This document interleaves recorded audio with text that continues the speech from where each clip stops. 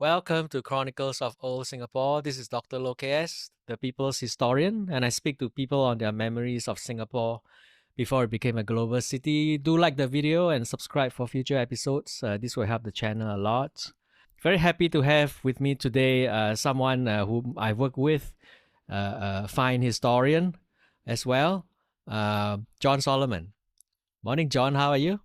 Morning. Thanks very much for having me, Caste. Very happy to be here. Yeah, it was great to meet you and work with you on the project on the Sri Narayana mission a few years ago. Before I met you, I saw a title of a book that was written by you, and it had the word subaltern in it. hmm Very few books on Singapore history has the word subaltern in it. In fact, none. So I made it a point to read it, to get hold of it, and to meet the author. So I'm glad to have met you, right? So the book on the subaltern history of the Indian diaspora, published by Routledge, is actually about caste, the history of caste in Singapore. hmm And that's the topic that we are going to dive into today.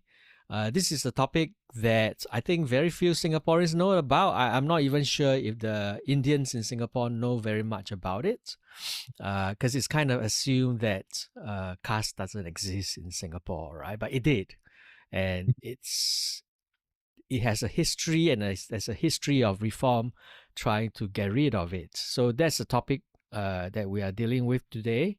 This is also part of our series on the Indians of Singapore and their history going back to the colonial period. We have done, let me see, Tamils, Malayalis, Sikhs, Gujaratis, and there's a previous one done that's coming out soon on the Ceylon Tamils. That's coming out as well. So please, if you're interested in that we have in Singapore, right, and the minorities within the minority, so to speak, please check out those podcasts in Chronicles of Old Singapore. So on to Caste today, John. So very hmm excited to talk about this. This was your PhD, was it Yes, not? so this is my Mm, PhD project. Yes. mm, Well, I did some honors research before about the mm, missionary community in missionary scholarship in colonial South India in the 19th century, and its links to Tamil identity articulation.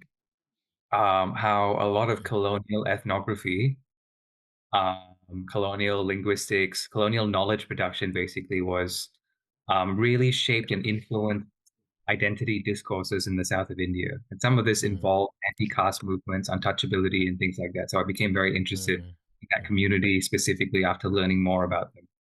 Was there, like you wrote in the preface, right, to your book, Mhm. that Yeah. your great grandfather was from the lower caste? Yeah. So my dad told me that Mm, from that side of our family, they converted to Christianity, but were probably from one of these untouchable castes before in the south of India. So and I had no idea about that at all. So I was wondering how that might have happened. mm. The other families have similar, um, you know, ancestors who come from these sorts of backgrounds and that kind of thing. So, I mean, you mentioned the untouchable caste, and I think a lot of people have kind of heard about that. But tell us, for those of us who are not familiar with the background, right? Like, Mhm. what is caste? Because the Chinese and the Malays and the other people in Singapore don't have a parallel kind of system, right, in their Mhm. cultures. Mm, Yeah. So I guess the easiest way to think of caste would be that it's a hereditary system of graded inequality, mm, right? So people are born into particular caste groups, and that is hierarchically arranged into a system of privileges and also discrimination. mm, And that determines in the past traditionally what kind of jobs you would have, how you'd interact with other members of other mm, castes. A very complicated system that evolved over time, but mm, we know that probably in India, I mean, based on genetic studies and so on, um, that the strength of caste and how it functioned the endogamy within caste, how caste groups were married within their own groups and so on. That's probably been around for quite a long time in many parts of India. You know, there are innumerable subcastes within Mm, broadcast categories. The way we think of caste, a lot of that comes from colonial knowledge. So it's vastly simplified, but that's one way to think about it. So there are four sort of main caste group, and at the very bottom of that, below that, you have the so-called untouchables. They're called Dalits today. People considered so ritually impure that you're not supposed to even touch them or cross path with them and so on. Right, so the worst jobs in society were reserved for them, the mm. worst conditions and so on. Was there a reason why certain groups of people, right, became the untouchables?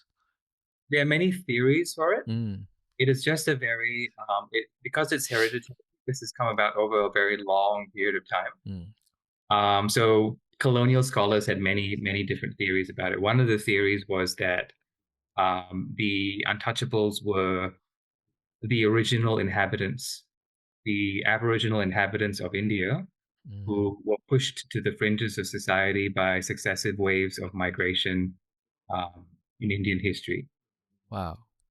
And because you said it was hereditary, it was not possible for one to kind of break out of it, right? You can't get out of one caste by becoming rich or becoming educated. Not within the rules of the caste system, not Mm, traditionally, not in the past. But of course, there must have been cases where in cities you can assume a different identity, ah, uh, you can sort of pass and reinvent yourself depending on particular factors. And of course, that's very prevalent. I would imagine that's very prevalent today. I see. So, for example, if you compare it with the Chinese or the Japanese, right, there Mhm. is a kind of it's not a caste system, but there are certain preferences or stigma against certain groups of people. The scholars are very highly regarded in kind of Confucian societies compared to the merchants, right? The merchants are seen as the lowest, right? Because they don't produce anything, they make money out of other people's work. Even the peasants, for example, and the workers are seen as higher than the merchants in the classic kind of feudal system. Mhm. What is the difference between that, and something like caste? So, I mean, if you Mm, think about the traditional model of the caste system, which again is mm, a bit of a oversimplification, but you have Brahmins at the top, mm, mm, the priest caste, and traditionally seen as engaging in literary activity, education, and that kind of thing. And then after that, you have the Kshatriyas, who are meant to be the warrior caste. And then the Vaishyas, who are the business or merchant class. And then the Shudras, who are the laboring class.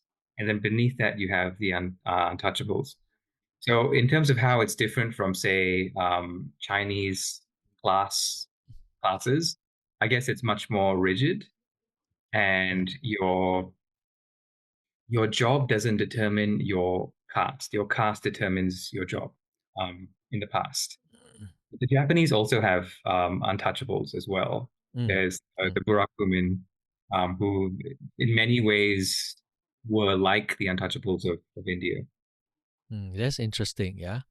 So was the caste system kind of a way to structure social order in a way, right? Like, I mean, it seems so outdated and unegalitarian today. But was there can any defense be made of the caste system, right? Historically. I mean, people have attempted to make that defense. Mm, A lot of colonial scholarship makes that defense. There were mm. textbooks that were being used in Singapore for a while that also made that defense about how in ancient India the Really? caste maintained. Yeah, yeah. Yeah. So Say more about that. When was this textbooks? I think the textbook was actually in use when I was a secondary school kid studying in Ah, Singapore. wow. But one of my interviewees, Mm, who is a member of a former Untouchable Association, he showed me some letters that he sent to the ministry because he was unhappy about the depiction of caste. Because there was a paragraph in a Sec 2 or Sec 3 textbook that said the caste system in ancient India preserved peace and order or something like that. And I don't really agree with that because the discrimination and prejudice is so bad. The inequality, the structural inequality is so bad within the caste system that any sort of justification for it, I think, would be a case of um, particular groups trying to preserve their privilege within the system. So in your time, this would have been what, 90s or 2000s when you were studying this text? The 90s. 90s, right? So I don't know if that's part of our kind of colonial hangover where we, kind of embrace or continue to adopt the colonial perspective of things in history, or is it part of our Asian values kind of ideology, right? I think it has probably come from colonial scholarship. Mm-hmm. Yeah, perhaps. Has it changed? Do you know if it has changed? I think it must have changed since that time. Yeah. Right, right. So that's very interesting. Yeah. If we look at the history of caste, then that's India. We've been talking about India, and then we now want to see what is happening in Singapore. So this is part of the study of migration, right? In a sense, because we are not just looking at people coming over to Singapore, but they bring with them their ideas, their cultures, their practices. Many of these are very wholesome and very important for migrants, to kind of survive in a place like Singapore during the colonial period. But there's also the question of the caste system that they brought over. So could you talk about the migration and bringing the kind of transfer of caste ideas to Singapore? When people migrated from India, it was particularly when you had British officials who had an interest in encouraging Indian migration. For example, planters associations who needed labor to work on the plantations of Malaya, Singapore, and so on.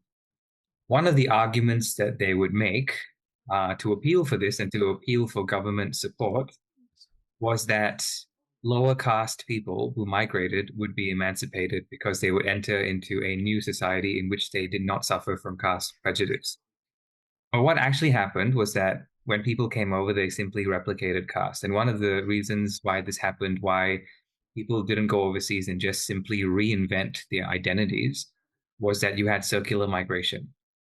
So with the Kangani system, which I think Dharani has talked to you about, Yeah. Yep. one of these, yeah. So with the Kangani system, you had people going into villages and then bringing people from the same villages, and then they would go back, and then younger men would, and the cycle would repeat. So you had a lot of people within an overseas community that knew each other, that knew their families, that knew their village networks, and their behavior was sort of reported back to India. So that created a kind of transnational surveillance, which I think strengthened caste sentiment in a way. That's one of the factors. So the transnational surveillance is kind of interesting, and I want to get more into that in a bit. So just to kind of clarify, right? Like the caste system didn't prevent people from migrating, right? Like if they come to Singapore, but they might not be doing the things that they did in India. So There was no kind of obstacle to sailing. And in fact, I think sometimes untouchable communities or lower caste communities, being amongst the most vulnerable communities, may have been the communities that saw overseas migration as something that they wanted to do, particularly after periods of famine and so on, at a time when going to Malaya was relatively unknown, and at a time when conditions were not very good as well. So can I ask you, do we even have a breakdown, right, of the kind of proportion of the different castes that migrated to Singapore? I mean, did Brahmins come? How many Brahmins? Did the Dalits come? And how many Dalits? Do we know that? We don't have a sort of caste census in Singapore and Malaya. That sort of thing was just not recorded. It no longer became salient.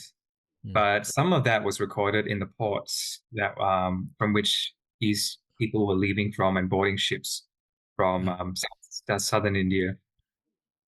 And but again, the records are quite difficult to find. I found some records the from the 1930s that indicate that maybe up to a third or mm, more of the people were from the lower or untouchable castes. We know that the majority of Tamil migration was labor migration. The vast majority was labor migration. Of course, you had mm. um, you know, civil servants and teachers and government workers and professionals and all of that. The vast majority were laborers, and amongst them, I think a pretty high proportion were also lower caste and Mm, untouchable figures. mm. So if they were working in a plantation, they were likely to be lower castes. Uh, Not necessarily. You had people of different castes within a plantation, and mm, plantations are where you had a lot of caste prejudice, where you had caste dynamics coming into play. So, for example, in one of the accounts that I read, one of the earliest, so in an early wave of migration to a plantation, there was an untouchable individual who rose up the ranks and he became a sort of um, overseer within the plantation. And then there were newer migrants who came into the plantation and they were of a higher caste. mm, And they did not like the fact that there was someone of a mm. higher rank within the plantation of a lower caste. And so they got somebody else from their own caste to oversee them after complaining about it to the plantation. Yeah, and that tells us this opportunity, right? Why some of the lower castes might be coming to Singapore, because there's an opportunity to kind of go beyond their status, right, and get decent jobs, decent positions in Singapore. Yes, that's some of the in some ways.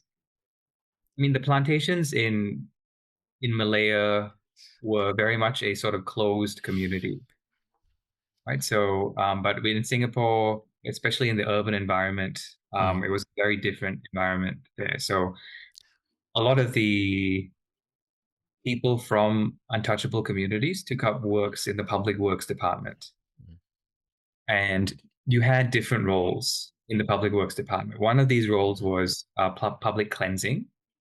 mm. And you had other jobs as well to do with lighting and so on. Yeah. Um, Evidence, I think, seems to suggest that these roles were divided on a caste basis.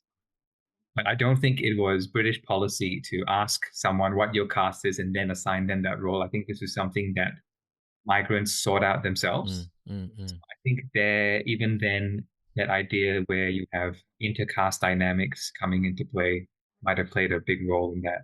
Yeah, that's very interesting. Because I'm trying to think about how it's like a secret identity, right? That no one would come to Singapore and announce if they were from the lower castes, and Mhm. how can a historian, right, try to find out this identity.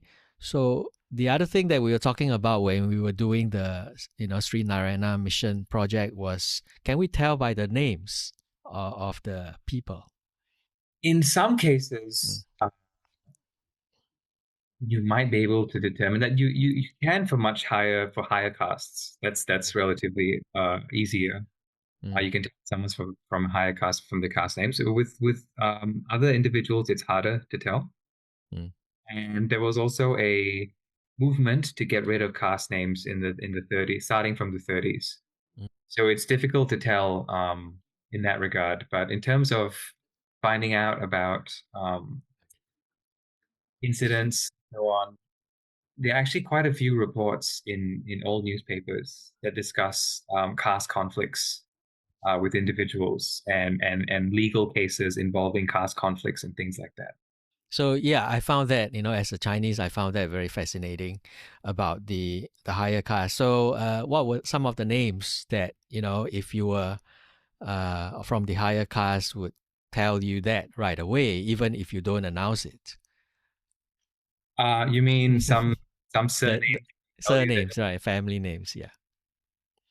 names like Naya, I guess, Mm, um, Acharya, things like that. did caste kind of pervade across all the Indian groups? I mean, Mm, so the religious basis of the caste system is rooted in Hinduism, mm, but as a cultural practice, it was actually pervasive mm, in a mm, lot of South Asian groups, um, to varying degrees. To varying degrees. Some groups, of course, it did not apply, and other groups, it may have been people may have taken note of it, and in other groups, it was very, very important. Yes. yeah, so that's very interesting, right? Like, so did it apply to the Catholics, for example? Did it apply to the Muslims? For the Catholics, I read some research which suggests Mm, that there is a sense of it in some mm, communities. There were, at least in the past, there was a sense of it amongst some communities that came from India. mm. Amongst the Muslims, I have not encountered anything Yeah, I yeah. remember. But your great grandfather belonged Mhm. to the lower caste. Was he a Catholic then? No, he was a Mm, Protestant, and I think mm, they didn't sort of, by that point, did not really see mm. themselves as having that sort of caste identity anymore because of conversion. Um, Okay. yeah. Yeah, that's fascinating. Yeah, so you've been talking about accounts and all that, right? So for historians, um, the sources are important. The British don't kind of have a like recurring category, right, in their documents, in their reports about castes, right? So how did you manage to find evidence on caste in Singapore? It's sort of a process of triangulation. So Mm, if you can find out that significant members of, for example, the public cleansing unit of the public works department, so sweepers and cleaners and public cleaners and so on, were members of these mm, castes, then you can start reading the documents about their living conditions and you can see reports about that mm, sort of stuff. And then you can gain a bigger picture. Sometimes you also have crossovers where um, public works commissioners or municipal commissioners, rather, were also patrons who supported untouchable associations. So you can see this dual function from their jobs and why they would be mm, doing this as part of civil society as well. You can make mm. all of these connections, and then the evidence becomes quite clear after. Mm-hmm. So a lot of these would have been like periodical kind of information, right? That because if you're looking at the occupation, then you look into the occupation and you can kind of try to infer. Were there also flashpoints, where class, like you mentioned, the overseer, that was a flashpoint, right? Where Mhm. class we became much more overt in a sense. Were there flashpoints like that? There were no notable Mm, significant flashpoints that mm, take up, for example, official correspondence or anything like that, but there are lots and lots and lots, and lots of incidents mm, involving individuals. Yeah, so you can sort of put all of these individual circumstances together with what people are saying, what the associations and social reform movements are trying to stem, mm. along with some official correspondence when you read against the lines and read between the lines to sort of form a picture of what's actually going on during this period. When we read the standard kind of histories, right, about the Indians in Singapore, the Indian diaspora in Singapore, in colonial Singapore, most of the historians don't write about caste, right? Hmm. So does it suggest that caste was not important? And how did you, in your research, try to kind of counter that and kind of focus on caste and highlight the significance of caste? I think caste was important, Mm, but I think in terms of social memory, it has faded, and that was in many ways an intentional choice. People didn't want to hang on to their caste identities. They didn't want to pass that information on to the next generation or the next generation. Um, the act of the act of forgetting was a conscious one in order to create a mm, new identity, and so on. But one of the consequences of that is that this whole history of caste and resistance to caste oppression and social reform, um, trying to make society a bit more egalitarian, all of that has been submerged and buried and lost. So that was the starting point, I guess, of the Mm, research, trying to see mm. whether it was even possible to try and unearth some of this. Could you talk about, you said caste was important, right, in a way, historically. Mhm. What were some of the caste practices that happened in Singapore, right, that, kind of divided Indians? You had everyday little discriminations, Mm, right? So you had insults. You had insults. For example, one of the caste groups, the untouchable caste groups, was the pariah caste, and the very word pariah became an insult. To call somebody a pariah was considered a grievous insult, which goes to show like how people were verbally treated and so on. Then you had practices where, for example, parts of Little India were separated into so-called mm, touchable and untouchable zones. mm, So the Jalan Bersih area, for example, was seen as the core of the untouchable zone. That was where many abattoirs were. That was also where housing for the cleaning units of the public works department were. So you had public cleaners living in that area as well. And this would have been like the PWD quarters or coolie lines, maybe.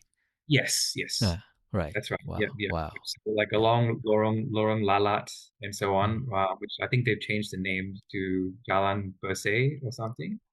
But it used to Okay. be Where the hawker center is. yes, yes, there. Ah, So it used to be okay. called Lorong Lalat, which means lane of flies, right? For all the sewage and effluents coming from the abattoirs and so on.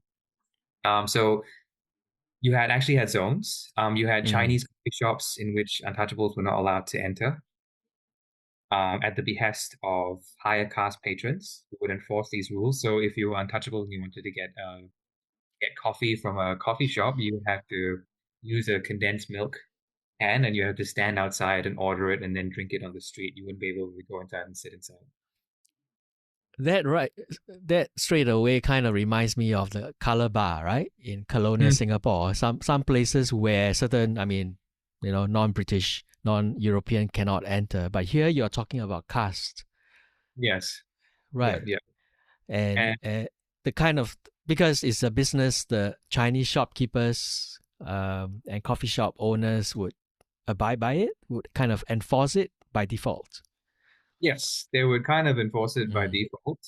mm, And they would also be served in different vessels. So instead of being served in a glass mug, they would be served in an empty condensed milk can, so that they would not sort of render these cups impure or dirty or so on. This idea of ritual purity. mm.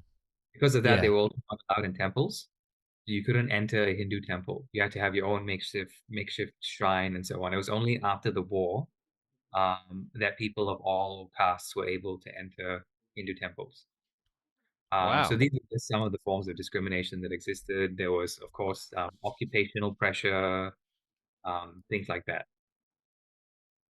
Violent cases of violence, if there were relationships between people with different castes as well. There's some legal cases. Mm. Did that happen? Yes, Mm. it did happen. I mean, there were a few cases of murder and so on from male relatives of women who felt aggrieved by the fact that their sisters or mothers had relationships with people of lower castes.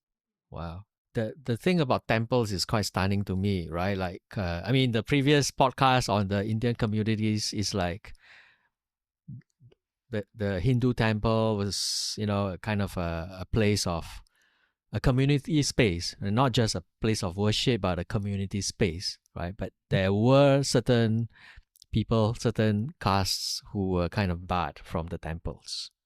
This was Yes, part of the caste system. yes, this is part of the caste system. I mean, I Mm, can't say that this applied to all Hindu temples. I'm sure there mm. were Hindu temples that did not practice this at all. But many of the major temples did not allow people of lower castes to enter. Or if they did, they could only enter sections of it from the back. Um, they were not allowed to enter until after the war, basically, or during the war, perhaps. And that's due to the reform movement. That's due to a confluence of factors. I think part of it is the reform movement. That the reform movements began in the 20s, late 20s, were very active in the 30s. Part of it, I think, was just the experience of the war itself. So, kind of to recap, right? The Indian migrants came to Singapore trying to escape the caste kind of cage. Mhm. But then they went into certain jobs that are kind of linked to their caste. Not completely, but it seems to be associated with a certain caste. So, Mhm. how effective were the Indian migrants, the lower castes, able, how were they able, how far were they able to hide their identity and create new identities in general? That's a really good Mm, question. mm, mm, I think the ones that were very successful in doing so, mm. I just can't find them in the archive, right? Because they were so successful in doing that. I'm sure there were many who just assume a different identity, pick a different name. Yeah. Maybe they didn't have people from their villages coming over and so on. So I'm sure there must have been cases where people did that, but there are also many people who were not able to do that. And Mm. also perhaps finding out members of your own caste and organizing with your own caste members, even if you are untouchable or from a lower caste, is also a form of security in an overseas environment. Just like Chinese Kongsis or any kind of Mm. association. Mm. Mm. Were there specifically any associations catering to the lower castes? Many, many. Mm. So there were many associations across Malaya and Singapore. Um, they were called Adi Dravida Sangams. So Adi Dravida in Tamil sort of means the first Dravidians or the first Tamils. That's a throwback to this colonial idea that the lowest castes were the Aboriginal inhabitants, the first inhabitants of India. So there were many of these sangams that or associations that formed. They were cooperative societies. They were um, areas where people would give talks. They would help each other. Many of them were actually started by people who are not from these castes. Yeah, the successful thing, right, that we're talking about. Are there any prominent Indians in Singapore who, came from a lower caste? So we can think about social mobility, right? Mhm. Do you know of any? I don't know of any who have sort of come out and said, "Oh, my ancestors were from this particular Right. group." Yeah. No, I don't know of any. I'm sure there are, but they Mm. may not even know about this, or there's no reason to talk about it. Mm. And you kind of can't really triangulate or make a guess. I suppose you could if you knew more about the family history and so on, and sort of the occupational profile of Mm. their ancestors. Yeah, because if there aren't or there are very few, then it's kind of a grim picture, right? That caste was kind of one of the factors at least that limited people's social mobility and progress. Yes, Mm. that would be quite a good picture. I mean, it's just the idea of Mm. Mm. how much structural inadvantage can you overcome Yeah. in 2 or 3 generations. But there was a study that was done in the 1970s by a scholar called A. Money, who studied caste from a sociological perspective, Ah, and with the benefit of a lot of oral interviews. right.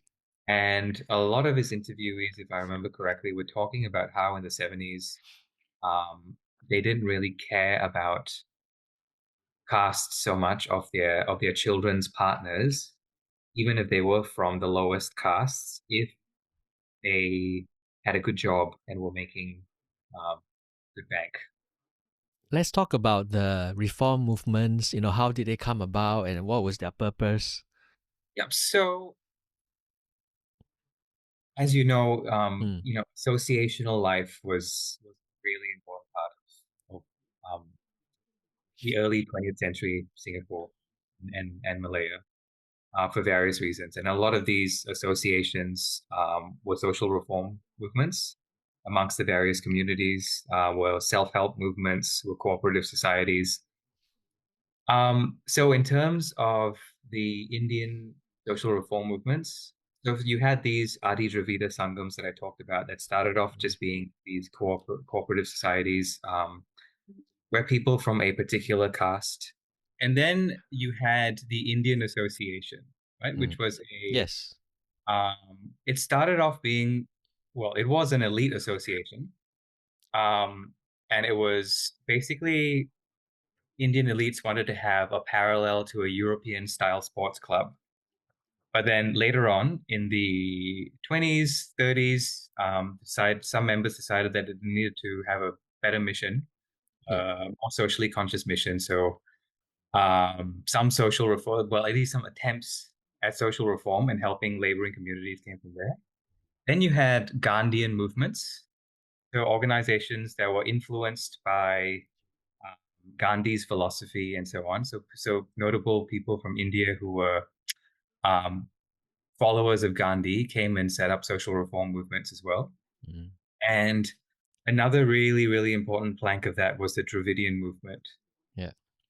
So Dravidian ideology, ideas about social reform, cultural reform, coming into Singapore and Malaya from India, and many individuals set up organizations based on Dravidian ideology as well. So a lot of these were Mm. some ways focused on trying to eradicate caste consciousness and untouchability and things like that. Can I ask you what was Gandhi's view of caste and how did this fit into his overall politics? Gandhi was trying to Mm. unite a very broad Mm. net, uh, under Indian nationalism. Right. So one of the issues that had to be resolved, obviously, was the issue of caste. Right, to create the kind of momentum and broad based unity with all of these different interests and so on. So he tried to address it. He called um, Untouchables Harijans, or Children of God. Um, Mm. but he was also criticized because his approach was to encourage people of the higher castes to treat um, Untouchables or Harijans better, out of as an act of mercy or benevolence, rather than framing it in a rights based sort of discourse. Yeah, so it was seen by some as being quite patronizing Mm. Mm. Yeah. philosophically. I mean, because he had to be so kind of mainstream, right, to appeal to everyone. So, in that sense, it's not surprising that some compromises had to be made or some things Mhm. would not have been fleshed out in reality, right? Yes, yeah. Mm. Can I ask you about the Dravidian movement? Is this a movement about language? Language is a big part of it. Mm.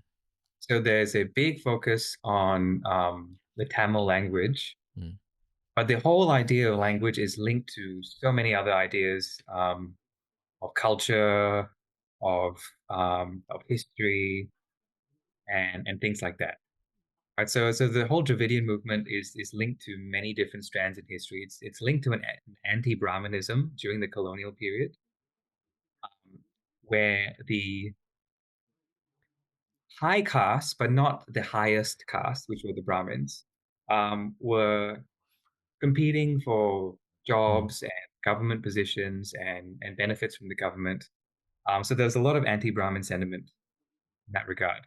At the Mm. same Mm. time, in colonial scholarship, there was a trend towards devaluing Tamil linguistic culture and the Tamil language in view of this northern sort of Sanskritic culture in scholarship. Um, and Brahmins were seen as um, symbols of this sort of Sanskritic culture and the devaluing of Tamil. So it was framed in this very binary kind of way, where you have the southern Tamil culture and you have northern Sanskritic Brahmin culture. So the caste became a part of that. And so anti-casteism became part of that whole Mm. uh, linguistic movement. Also, this kind of hyper rationality. So the idea of reform being framed quite often in line with colonial critiques of Indian culture. the idea that you had to have a very almost a scientific positivism and a rational outlook and everything, and this is part of Tamil culture. I mean, when I was studying in school about, Singapore, and I don't think I ever came across the term Dravidian, right? In fact, when I was reading your book, it was the first time, and I think you were writing about the pre-war period.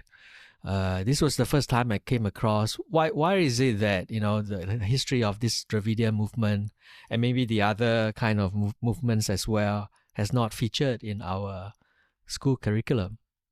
I'm not really sure why it Mm, hasn't featured, but it is a big and continuing part of. mm, So the word Dravidian, it's actually a linguistic term. mm, Um, Again, arising from colonial scholarship, right? So the idea that there was an Indo-European family of languages, which Hindi is a part of, Hindustani, Hindi, Sanskrit, and then you have the Dravidian family of languages, so Tamil, Malayalam, to a high degree, and so on. Um, the Dravidian movement is very has a big political footprint in India, in the south mm, of India, Tamil Nadu mm, still. There was a period of time, I think, where when Singapore was approaching independence, that all of these sort of transnational connections between associations and organizations, Dravidian organizations in Singapore and the ones in India, was seen as um, not the kind of thing that was going to be encouraged amongst the Indian community ahead of independent statehood and things like mm, that. mm. So, if we look at the pre-war period, how successful were these movements in, uh, you know, uh, downplaying and removing caste in Singapore among the Indians? I'd say limited Mm, success.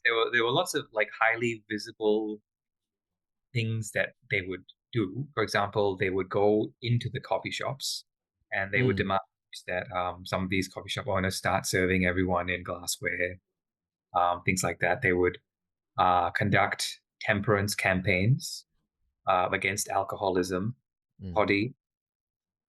They would teach laborers how to sign their signatures as a form of dignity when they were collecting their paychecks and things like that.